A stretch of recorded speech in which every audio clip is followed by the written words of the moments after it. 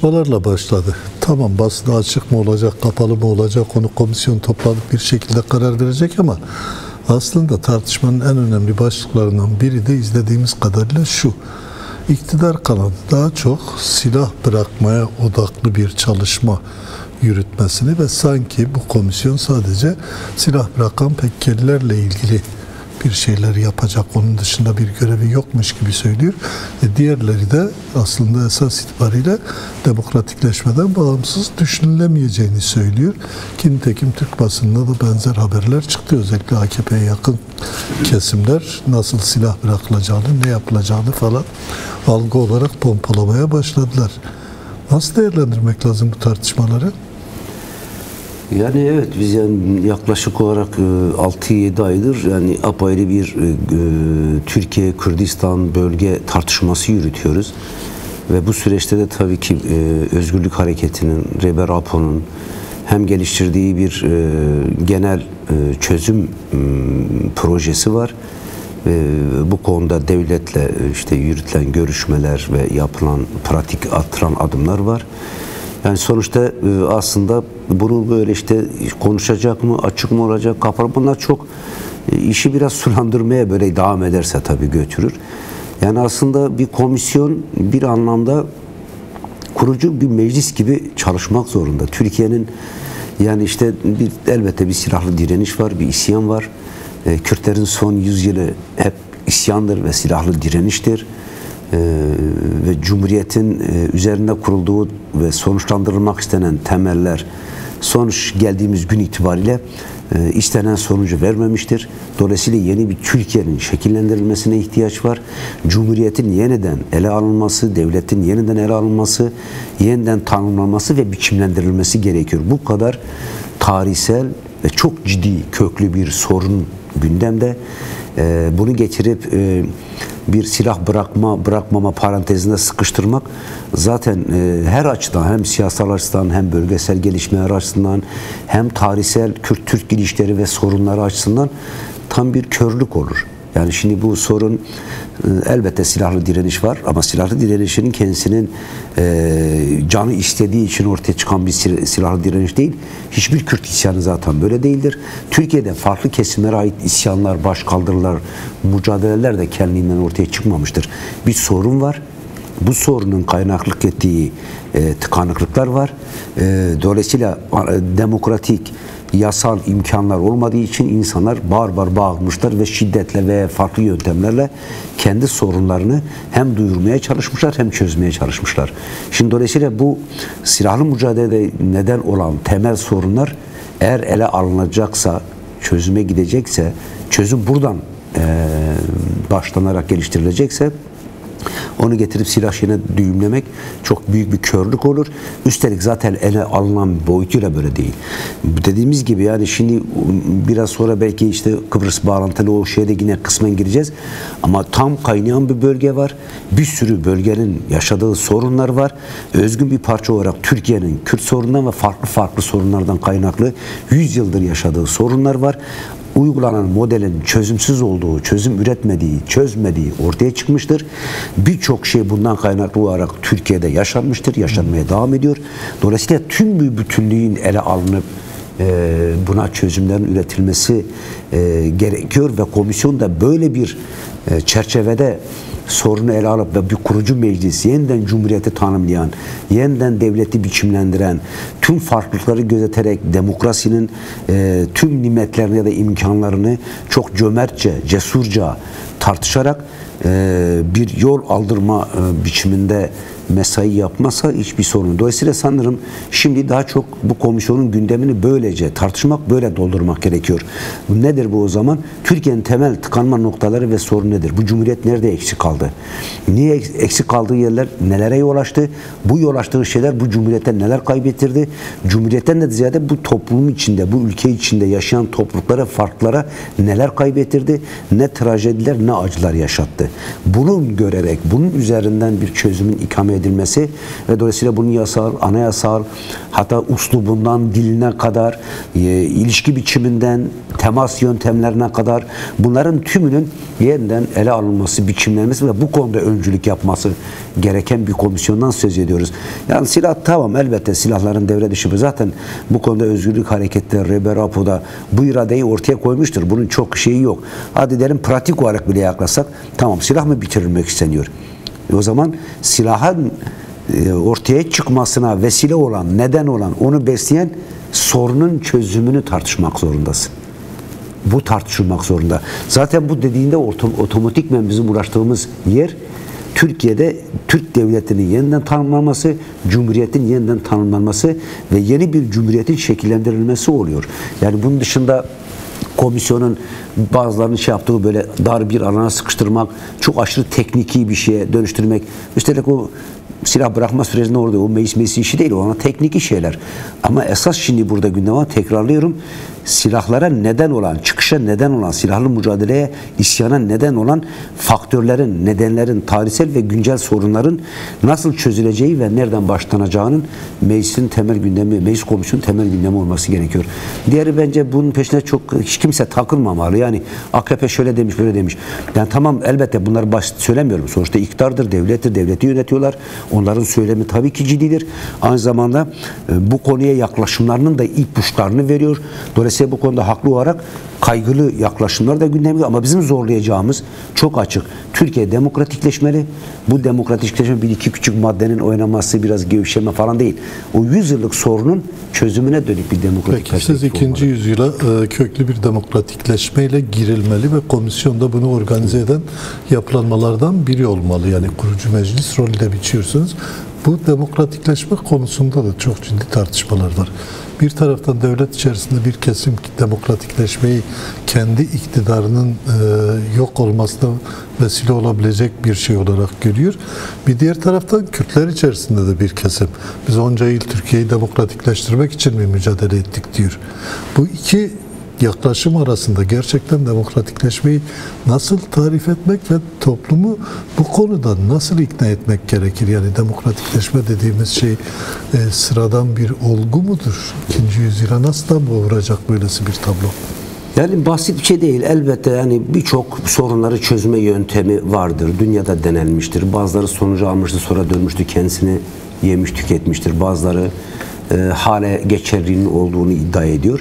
Ama genel insanlık açısından son en azından neredeyse de 500 yıllık tarihinde yaşanan deneyimle, özellikle 1. 2. Dünya Savaşı vesaire sonra gelişinde en başarılı sorunları kendi gerçekliğine daha yakın kapsayarak, görerek, kabul ederek, birbirine hoşgörü alanı açarak tanımlayan ve çözüm yöntemi olarak kendisini işlevsel kılan alanın demokrasi olduğu anlaşıldı. Şimdi demokrasi birilerinin kendi iktidarını işte bir seçimde bir demokrasinin yöntemi olarak öngörülüyor ya, oraya neredeyse sıkıştırıldı. İşte birileri o daha çok oy almak, iktidara gelmek, iktidarı yürütmek üzerine o dar alana sıkıştırılarak yorumlandığında tabii ki anlamsızdır. Böyle demokrasi olmaz. Şimdi o zaman nedir? Yani bir cumhuriyet var önümüzde. Kendisini cumhuriyet olarak tanımladı ve bunun etrafında bir devletleşme muazzam bir şekilde geliştirildi. Bir ulus devlet şekillendirildi. Sonuçta bunun kendisinin neyin üzerinde tanımlandığını artık çok konuştuk ve biliyoruz. Teklik üzerinde tanımladı, inkar üzerinde tanımladı ve bu teklik ve imkan üzerine tek millet, tek dil, tek etnisite değerli olarak kendisini tanımladığı için diğerini bitirmeye yönelmek zorundaydı. Bu doğal, diyalektik bir sonuçtu. Sen böyle bir şey düşünürsen sonuç bu olur ki ulus devlet aklı zaten böyle işliyor. Şimdi sonuçta bu denendi. Bunun çok büyük bir güçle de denediklerini biliyoruz. Son 100 yıldır yapılmadık şey kalmadı.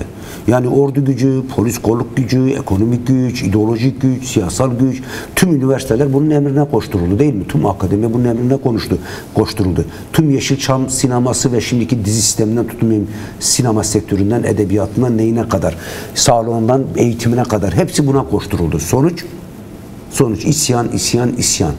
Ya da sonuç suskun olsa bile isyan etmese bile bir türlü bu devleti kendi devleti olarak görmeyen, onunla kendi arasında mesafe koyan, fırsat buldukça isyan eden bir gerçeklik. Veya sürekli sokakta olan bir yüzyıl geçirmiş bir toplumdan bahsediyoruz. Bunun tabii etrafında gelişen yıkımlar da var. Tümden bir, nasıl diyelim, bir iç boğazlaşma zemini yarattı. Erkek kadını katlediyor. Tüm farklılıklar birbirine düşmanlık yapıyor. Tüm inanç kimlikleri birbirine karşı muazzam doldurulmuş. Çünkü bu teklik aklı üzerine kurgulanan devlet sonuçta böyle bir alan yarattı. Ve sonuç 100 yıl sonunda bunun yıkım getirdiği ve çözüm üretmediği ortaya çıktı. Yani denenmemiş bir şey değil. O zaman şimdi burada eğer tüm bunları bizim demokrasinin içine koyduğumuz şey, bu 100 yıldır denenip sonuç almayan, ki Cumhuriyet'in temel eksik ayağı oydu, demokratikleşmedi. Hiçbir zaman demokratik olmadı. Tekçiydi, inkarcıydı, asimilasyoncuydu ve kırımcıydı aynı zamanda. Bu böyle yapmak zorunda. Tüm ulus devlet pratikleri de böyle gelişiyor. Şimdi bunun sonucunda o zaman neye dayanıyor? Hayır, bir iktidar, burada iktidar sorunu yok. Bazı partiler bitebilir. DEM de bitebilir. AKP de bitebilir. Yani bitebilir de onun birisinin onu bitirmesi değil. Sorunun çözümü alanı farklılaştırılır. Yeni siyasal fikirler, yeni zihniyetler, topluma hitap eden yeni argümanlara ihtiyaç olur. Bunu yaratan partiler öne gelir. Şimdi sorun bununla alakalı değil. Sorun bu cumhuriyetin demokratikleştirilmesidir. Peki geriye dönüp baktığımızda ne anlama geliyor? Kürt sorunun çözümü anlamına geliyor. Yani böyle tekrardan onu asimile eden, inkar eden değil. Diğer tüm Türkiye'de bugün 100 yıldır ötelenen, hasır altına itilen ya da yok edilmek istenen sorunların hepsinin bu zemin içerisinde çözülmesi anlamına geliyor. Diğer bir konu sadece yasal, anayasal değişikliklerle sağlanabilecek bir şey mi? Şunun için soruyorum. 100 yıldır şekillenmiş bir akıl var Türkiye'de. Yani sonuç itibariyle red, inkar, asimilasyonun, sömürgeci politikaların şekillendirdiği bir yapılanma. Şimdi sadece yasaları değiştirerek, anayasayı değiştirerek o zihniyeti bütünen değiştirmek mümkün olabilir mi? Onun için de mesela toplumun bu anlamda ciddi bir sorumluluk ve görev alması gerekmiyor mu? Tabii ki sadece yasalar kuru değiştirilmesinde çok ileri demokratik bir yasa geliştirebilirsiniz, yazabilirsiniz, kabul ettirebilirsiniz ya da edebilirsiniz. Elbette bu konuda temel olan şey bir, o farklılıkların varlığını kabul etmek ama aynı zamanda o varlıkların kendi farklılıklarından kaynaklı kendilerini örgütlü kılmaları, kendilerini yaşanır kılmalarının alanını açmak. Yani böyle bireysel özgürlükten sonuçta bahsetmiyoruz. Toplumsal sorunlar var. Türkiye'de 100 yıldır biriken toplumsal sorunlar, bastırılan alanlar var. Dolayısıyla bu konuda elbette toplumun diri ve dinamik olarak hem siyasal özne hem toplumsal taleplerinin etrafında kümelendiği bir aktif özne olarak rol oynadığı ama aynı zamanda kendisini örgütlü kıldığı, kendi taleplerini hem yaşadığı hem daha görünür kıldığı ve bunun tabii ki güvenceleri bizzat kendi örgütle oluşturduğu bir zemine ihtiyaç var. Ama tabii bu konuda yasal ve anayasal şey de çok önemli. Bunun önünü açmak. Bu ne için önemli? Çatışma zemininden, isyan zemininden çıkarmak için önemli. Yani diyelim nedir? Kürt halkının sorunu var. 100 yıldır en azından son 100 yıllardır var da son 100 yıldır çok çatışmalı ve çok inkar zemininde neredeyse tam bir yaraya dönüştü. Şimdi bu sorunlar niye silahlı mücadeleye evrildi? Hepimiz sizin de yetiştiniz ona, biz de bir parça yetiştik. Yani tek bir Kürtlük adına bir şey söyleme hakkın yoktu yani. Ben Kürdüm dediğinde bile mecliste atılan Şerefettin Elçi vakaları var. Ondan sonra 12 Eylül'de cezaevine atıp bir sürü işkenceye maruz bıraktılar. Bir sürü insan yani Kürtlük adına Kürtlerin yasal demokratik zeminde kendisini ifade etmeleri anlamında hiçbir imkan yok. Hiçbir şey yok. İmkan yok yani. Şimdi dolayısıyla silahlı mücadeleye, isyan şeylerine hep buradan yol açtı. Şimdi anayasal ve yasal düzenlemeler Kürtlerin bu güçlerini, bu taleplerini yasal demokratik zeminde hiçbir saldırıya, herhangi bir engele muhatap olmadan, karşılaşmadan bunun mücadelesini yürütme alanı açmayı ifade ediyor. Bu açıdan ciddi bir anlamı var. İşte bu açıdan da zaten şeyi söylüyoruz. Yani hem hukuksal alanda insanların kendi hukuksal zeminde her türlü haklarını savunma, bunun mücadelesini verme, tabii burayı yürütmek için örgütlenme, gerektiğinde sokağı kullanma, gerektiğinde parlamentoyu kullanma, yasal demokratik mücadele yol ve yöntemlerle kendi sorunlarını çözme alanlarına sahip olmaları gerekiyor. Bununla sorun çözülmüyor. Yani bu sadece yasal, anayasal ve Peki düzenleme. sizin tüm bu dedikleriniz bağlamında komisyon bir yol temizleme görevi olarak daha verimli çalışmaz mı? Mesela bir kurucu meclis olmasından öte komisyon tüm bu yol temizliğini yapsa ve ardından daha nitelikli yaklaşımlarla gerçekten kurucu meclis görevi görebilecek oluşumlarla kalıcı çözümler oluşturmak. Evet, zaten ben o analojiyi biraz şunun için kullanmaya ihtiyaç duydum. Yani şimdi Türkiye'nin temel sorunlarını ancak yeni bir kurucu meclisle çözebilirsiniz. Bu formatla çalışmalı. Yani böyle basit tekniki sorunları çözen bir komisyon değildir. Yeni Türkiye'yi şekillendirmenin bir anlamda mutfağı rolünü oynayacak. Bu elbette sonuçta meclise gidecek. Bu belki ikinci aşama olabilir. Ama bu meclis içinde çıkan birçok partinin üye verdiği, sanırım 48 kişiyle, İYİ Parti vermediği için 48 kişiyle çalışacak. Bunun bir kurucu meclis formatında ya da yaklaşımında, perspektifinde çalışması gerekiyor. Çünkü yeni bir Türkiye'nin yaratılma sürecinin en temel mutfak alanı burası oluyor. İkinci kısımda o şeyi tamamlamak açısından, yani biz şimdi dediğim gibi mesele Kürtlerin, diğer farklılıkların kendi taleplerini örgütlü mücadeleleriyle ifade edebilecekleri, bu konuda kazanım yaratabilecekleri, mücadelesini yürütebilecekleri alanın temizlenmesi gerekiyor. Burada özellikle hukuk, anayasa, yasalar çok önemli bir başlığı ifade ediyor. Bunun da çatısı tabii ki meclistir. Sonuçta yasayı çıkaran kurum meclis olduğuna göre meclis komisyonunda bunun için çalıştığını söylüyor, böyle planlanıyor. Dolayısıyla bu sorunları esas merkeze alan ve bu konuda oluşturulan engelleri temizleyen ya da düzelten, yeni biçim veren bir formatta çalışması gerekiyor. Tüm bunları tartışıyoruz ama son olarak şunu da sorayım. Aslında gidip gelip dayandığı nokta güven meselesidir ve hala kabul etmek gerekir ki toplumun önemli bir kesimi güvensiz. Kürtler iktidara güvensiz. İşte Türkiye'de o 100 yılın şekillendirdiği kesimler bir şekliyle Kürt hareketine tepkili ve klasik yaklaşımlarla Kürt yoktur mantığıyla hareket ediyor. Cidden o güven meselesini oluşturmak nasıl olacak? Siyasette samimiyet aranmaz deniyor genel bir cümle ama toplumunda güven duyması lazım. Yani bu işe katılım sağlamak, cesaretle işin içinde olmak aynı zamanda güven duymayı da gerektirir. Doğru. Yani tabii bu toplumda son süreçte yansıyan, yapılan anketler de var. Mesela işte Özgürlük Hareketi'nin Reber Apo'nun yürüttüğü şey, işte devletin yürüttüğü şey. Genelde bu sürece toplumsal desteğin arttığını gözlemliyoruz. Bu anketlere de yansıyor. Ama aynı zamanda diğer uçta da güvensizlik bandı da bayağı yüksek. İnsanlar ağırlıklı olarak devlete güvenmiyorlar. Yani özellikle Kürt cenahında ve demokrasi güçlerinde devletin tarihsel tecrübelerinden hareketli herkesin bir bağıcı var. Güvenmiyorlar.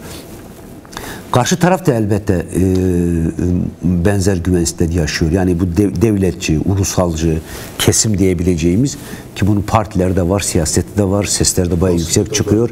Çok da bağıran basınları. Evet, basınları var. Şimdi dolayısıyla bu ne olabilir? Elbette bu sürecin genel olarak rotasını ve gidişatını topluma doğru anlatmak işin bir boyutu. Ama sanırım en temel şey bu işin dilini düzeltmekten gerekiyor ve gerçekten de istenen bir amaç varsa bu amaca götürecek pratik adımların görünür olarak atılması gerekiyor. Mesela Kürt tarafı bu konuda elbette gözle görülür bazı adımların atılmasını bekliyor. Dolayısıyla bu sürecin fazla bir akamete uğramaması veya büyük kırılmalarla karşı karşıya kalmaması açısından öncelikli olarak yapılması gereken gözle görülür. Gerçekten de çözüm iradesi var. Ve bu çözüm iradesi devrededir. Ve bakın şu pratik adımları da peş peşe yavaş yavaş götürüyor. Sanırım komisyona verilecek hat da bu anlamda belirleyici. Evet, komisyon bu konuda temel rollerinden birisi oynayacak. Ama aslında dediğim gibi yani basınıyla, işte entelektüel çevreleriyle, akademisiyle, devletin güvenlik kurumlarıyla hepsinin tabii ki bu konudaki pratik duruşu, tutumu, söylemi önem kazanıyor. Şimdi bu konuda ben gözlemlediğim kadar siz de dahil olmak üzere yani Kürt basını, İşte Kürt Özgürlük Hareketi, Reber Apo, Kürtler genelde mesela bu süreçte gerçekten de hiç tahrik edici dil kullanmıyorlar. Dillerini düzelttiler. Çok saygın bir dil kullanıyorlar. Destekliyorlar. Yani bu iki halkı düşmanlaştıracak dilden baştan beri uzaklardı. Hiç girmediler. Ama bu sürecin gerçekten de barış ve demokratik toplumla nihayetlenmesi için herkes muazzam özen gösteriyor. Niye? Yani bu nereden geliyor? Karşı tarafta ne var? Karşı tarafta bu bütünlük oluşmadı. Dolayısıyla bu da özellikle daha çok Kürt çevresinde, Kürt cenahında, demokrasi cenahında, işte gerçekten de devletle sorun yaşayan çevrelerde bir güvensizlik yaratıyor. Ama bu tehlikelidir de, ben özellikle onu önemsiyorum. Şimdi böyle devam ederse, benim Özgürlük Hareketi birkaç adam peş peşine attı. İşte 27 Şubat çağrısı, ardından PKK'nın Mayıs ayında yaptığı kongresi, peş sıra işte 11 Temmuz silah bırakma eylemi ve etkinliği, bu konuda genel olarak hem Rehber Apon hem Özgürlük Hareketi'nin aldığı tutum ve demeçleri, açıklamaları gözetildiğinde güven artırıcı bir iradenin ortada olduğu gözüküyor. Diğer tarafta da bu konuda eğer hızlı adımlar, görünür adımlar atılmazsa, bu sürecin kırılganlığını başka şeylerin, çevrelerin, diyelim buna karşıt olanların hem provokasyon zeminini güçlü tutuyor, hem süreci bozma mekaniğinin çok basit bir takım dokunuşlarla etkili olmasına yol açıyor. Bu tehlike var. Dolayısıyla sonuçta sizin sorduğunuz soru, karşılıklı bu işin müzakeresini yürüten güçlerin atacakları adım karşılıklı olarak bu güven duygusunu ya azaltacak ya çoğaltacaktır. Sonuçta insanlar pratik gelişmeye bakıyorlar. Söylemler farklı, çok ayrı bir yerde durur o zaman. Konuştuğumuz konuyla ilgili aslında önemli başlıklardan biri de Rojava. Belli ki Rojava çok belirleyici olacak. Türkiye'de ve Kuzey Kürdistan'da tartışılan süreçle ilgili, konuşulan süreçle ilgili bir masa orada da var. Orada hem Suriye'nin hem Rojava'nın geleceği var. İşte o masanın Paris'e taşınması durumu da söz konusu. Bu gelişmeleri nasıl değerlendirmek lazım?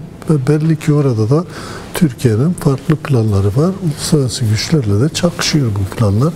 Orada da sorunlar çözüm yerine kriz üretiyor. Nedir bu krizin temel nedeni? Yani evet, şimdi Suriye özellikle Baas rejiminin düşmesinden, yeni işte HTŞ'nin iş başına getirilmesinden beri bir anlamda Orta Doğu'da en stratejik merkezlerden biri haline, en sıcak ve stratejik merkezlerden biri haline geldi. Ve tüm çevresini de ciddi olarak etkiliyor. Tabii çok özel olarak Kürt sorunu bağlamında da ciddi bir stratejik önem atfedilir hale geldi ya da üstlendi bu rolü. Şimdi bu konuda Türkiye'nin baştan beri yürüttüğü bir klasik politika var. Yani neydi? İşte geçen yıl Ekim ayına kadar kas katı inkar, red ve imha konsepti üzerinden bir yere gitmek istiyorlardı. Bunun için haklarını teslim etmek lazım. Çok ciddi bir çaba da yürüttüler. Her türlü imkanlarını da bunun için hasrettiler. Ama sonuçta bölgedeki gelişmeler, Kürtlerin yaşadığı durum ve direnişleri bu işi getirip bir tıkanma noktasına dayandırdı. Sonuç almıyor yani. Savaş açısından. Evet, savaşta çözmek mümkün değil. Şimdi dolayısıyla eğer bu şimdi Bakur Kürdistan'da ve Türkiye Kürt sorununda yeni bir kabul, bu farklı kimliği, kabulü ve o sorunun çözümüne dönük olarak bir adım atma ve bu konuda bir paradigma değişimine gidecekse tabii ki Rojava'da Kürt sorunun çözümü açısından yaklaşımın tümden değişmesi gerekiyor. Şimdi bu bir parametre oluyor aslında. Yani şimdi düşünün ki 3,5-4 milyon bir nüfus Kürt yaşıyor Suriye'de. Bu en son neredeyse son 100 yıldır Suriye rejimi tarafından inkar ve asimilasyon, her türlü yok etme politikalarına muhatap kalmış. En son Suriye'de yaşanan iç kargaşadan dolayı DAEŞ'in saldırısına muhatap olmuş, Nusra'nın saldırısı olmuş. En son bu yetmemiş, güç olmuş. Türkiye bizzat kendisi girmiş, vurmuş. Yani buradaki bu halk 100 yıldır aslında bir şey yaşıyor, bir trajedi yaşıyor, bir soykırım tehdidi altında. Ve şimdi bu son yaşanan gelişme orada bir alan açmış ve biraz özgür yaşama, kendi kimliğiyle, diliyle, varlığıyla yaşama ve bunu da Suriye'nin bütünlüğü içinde demokratik bir Suriye'de kendi özgünlüğü ve özelliğiyle yaşamak istiyor. Şimdi Türkiye bu tarafta kendi Kürdiyle bir barış istiyorsa, dolayısıyla Suriye'deki Kürtliğin varlığı sorunun demokratik zeminde çözülmesinin kendisi tehdit olmaktan çıkmış olduğunu kabul etmesi ve böylesine bir paradigma değişimine ihtiyaç var. Şimdi tam bu noktadalar mı? Çok öyle gözükmüyor açıkçası. Sıkıntılı. Yani hala tam o noktada değiller. Bir ikincisi HTŞ'yi de bu anlamda çok kullanıyorlar. Yani HTŞ yönetimi aslında tek başına o tehditleri yapabilecek pozisyonda kesinlikle, değil yani. Evet, kesinlikle. Yani bu konuda esas olarak HTŞ'nin de Kürt sorunu ve diğer sorunlar, hatta Dürüzler konusunda, Aleviler konusunda bu kadar cesaretli davranmasının nedeni Türkiye'nin bu konudaki politikaları rol oynuyor. Bu veriliyor. Bu çok açık. Yoksa bırakalım Kürtlere böyle tehdit mehdit yapmayı, büyük ihtimalle çok daha rahat bir çözüm alanı açılabilir. Çok daha rahat yeni bir Suriye şekillenebilir.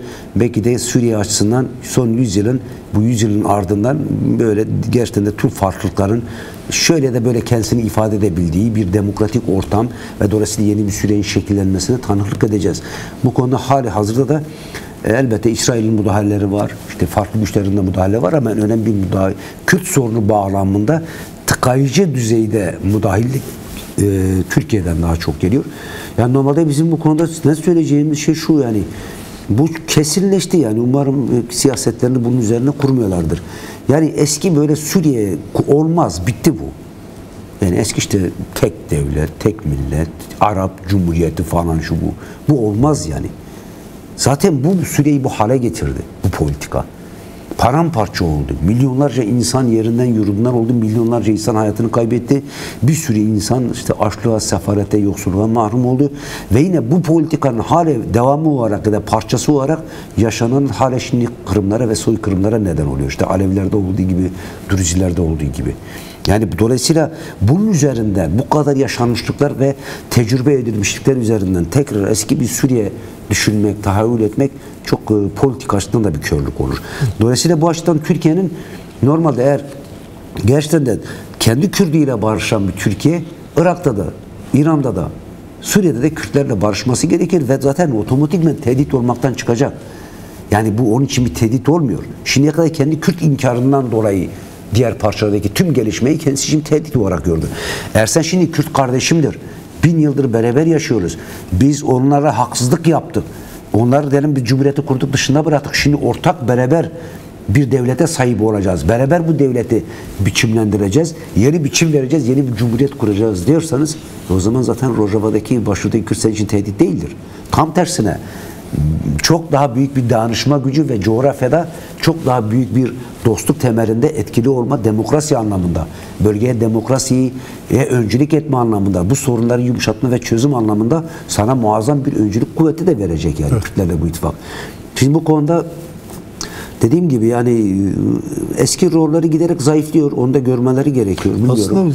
Yani Suriye'de giderek elleri o kadar güçlü değil. İlk başlangıçta gibi değil. Yani şimdi bana sorsanız ben bunu böyle bir yorum olarak da bir öngörü de değil aslında. Yani şimdi hem DAEŞ'te çok sıkı ilişkileri var. Dedim İdlib'de beslediler, destek verirler. Onun üzerine Suriye gidişte işte Şam'a gittiler, beraber kahve mahve içtiler falan. Sınırlara uzaktan uzağa baktılar. Ama şimdi artık orada farklıları var yani. Burada başka güçler etkili olmaya başladı. Çok öyle şey değil yani. Hatta bırakalım şimdi işte bir sonraki konuda konuşacağımız gibi artık iş Suriye'yi de geçti. İran'a uzandı, Kıbrıs'a uzanıyor. Yani bunlar Kürt düşmanlığı üzerinden Kürtler işte babasını, annesini görmesinin üzerinden Orta Doğu'da artık bir yere varamazsınız. Peki. Zamanımız kalan zamanda Kıbrıs'la konuşalım istiyorum. Bir 8 dakika kadarımız var. Kıbrıs'ta önemli. Dikkatimi çekti. Türk basını birdenbire İsrail basınını referans göstererek İsrail'in Kıbrıs'a müdahale edeceği, yani Kıbrıs'tan kasıtları da Türk devletinin işgalindeki olan bölgeye müdahale edebilecekleri yönünde şeyler tartışmaya başladılar. Birincisi, gerçekten böylesi bir müdahale mümkün mü? İkincisi, Kıbrıs neden bu kadar öneme düştü bu arada? Yani bir arada hatırlıyorum Duran Kalkan da dananın kuyruğu Kıbrıs'ta kopacak demişti. Nedir o kopacak dananın kuyruğu orada? Ya şimdi Kıbrıs Odası nedense biraz tarihsel olarak hep önemli bir yere geldi. Bir anlamda nasıl diyelim Doğu Akdeniz'in nasıl diyelim kapısı gibi duruyor. Yani çok hem Orta Doğu coğrafyasının neredeyse işte Kuzey Afrika, işte Orta Doğu, yine işte bir ucuyla çok yakın olmasa bile Avrupa. Şimdi en son bir karar verildi biliyorsunuz Hindistan'da yapılan G7 zirvesinde. İşte yeni bir enerji ve ticaret yolu rotası çizildi. Bu işte Hürmüz Boğazı üzerinden Hindistan'dan gelip Hürmüz Boğazı üzerinden işte Irak, Ürdün, Filistin, İsrail, orada ara istasyon olarak Kıbrıs'tan Yunanistan. Bu biraz stratejik bir proje. Hem işte Rusya'nın o gaz enerji hattı üzerinden Avrupa'nın bağımlılığını bitirme, hem de bu önümüzdeki yüzyılda hala başlat enerji kaynağı olarak bilinen gazın ve petrolün güvenliğini sağlama ve Avrupa'ya rahat ulaştırma, dünyaya rahat ulaştırma üzerinden ve tabii ki bunun etrafında bir ticaret yolu da düşünülüyor. Bu oraya kaydırıldı. Şimdi bu ara istasyon bağlamında Kıbrıs'ı zaten bu yönüyle önemli bir nokta haline getirdi. Diğer ise coğrafyası ve jeostratejik önemi bağlamında hep gündemde. Yeni Orta Doğu şekillenmesinde de İsrail çok... basını Kıbrıs'taki Türk varlığını kendisi için tehdit görüyor. Öyle yazıyor. Onu da evet. ifade ediyorlar. Yani dolayısıyla sadece... burası önemli. Şimdi Türkiye oranın yarısını işgal etmiş durumda ve orada duruyor. Şimdi bu yeni şekillenecek Orta Doğu biçimlenmesinde dolayısıyla Kıbrıs'ta kendi boyutuyla kilit bir noktaya geliyor. Kilit bir öneme sahip oluyor. Şimdi bu son dönemlerde İsrail'in de ilgisinin Kıbrıs'a arttığı zaten açık. Çok yoğun bir ilgi var. Yoğun bir ilişki trafikleri gelişiyor. Türkiye tabii ki İsrail'in yaptığı hamleleri de görüyor. İsrail'in yeni bir bölgesel hegemon güç olarak yaptığı hamleler gözle görülür olarak arttı ve ciddi başarıları da var. Onu da söylerim. Yani işte Suriye'yi nereye getirdiler? Neredeyse Suriye hava sahasının patronu olmuşlar. Şam gözlerinin altında, avuçlarının içinde gibi duruyor. İran operasyonu, işte yine Hizbullah, Hamas yine ciddi anlamda Yemen'deki Hursilere ciddi darbeler vurdular ve giderek Orta Doğu'da yeni hegemon güç olarak İsrail'in önünün açılmasına dönük olarak ciddi proje ve bunun eşlik eden saldırılar yürütülüyor. Şimdi bu noktada Türkiye'nin bölgedeki konumu önemli. Türkiye'nin bu haliyle, bu mevcut yapısıyla İsrail'in bölgesel hegemon güç olma arayışı açısından bir gerginlik ve çatışma zemini yaratacak. Sanırım bu öngörüler de, yani yakın planda bir İsrail-Türk çatışmasından bahsetmiyoruz elbette. Böyle bir şey değil. Ama orta ve uzun vadede bu noktada ciddi krizlerin gündeme gelebileceği ve siz de atıfta bulundunuz. İşte geçen yıl Enver Abbas'ın bu konuda çok çarpıcı değerlendirmeleri oldu. Hatta şöyle bir ifade de kullanmıştı, hatırlıyorum. Yani belki Kürtler için bu dünya sistemi, kapitalist modernite Türkiye'yle savaşmaz ama Kıbrıs için bu gündeme gelebilir. Türkiye'yle buradan Türkiye'yi darbe vurabilirler diye uyarıları vardı, tespitleri vardı. Şimdi giderek bu son süreçte sanırım bu alanlar, kriz alanları ve birbirini geriletme alanlarını genişletme hamleleri kapsamında Kıbrıs daha çok gündem olacak. Daha ciddi tartışmalar olacak. Yakın dönem belki bir çatışma değil ama herkesin oraya daha ciddi tahkimatlar yapacağı açık. Biraz önce gelirken okudum. İşte bu son İran saldırısından sonra Milli İstihbarat Teşkilatı Türk MİT'i bir rapor sunmuş ve büyük şehirler dahil olmak üzere tüm Türkiye'de alarm sistemlerinin güncellenmesi yapılması, yeraltı sığınaklarının yapılmasını istemiş. Büyük ihtimalle başlayacaklar. Yani bu bir şey ifade ediyor. Yani Türkiye İstihbarat Teşkilatı'nın durup dururken bunu yapmıyor.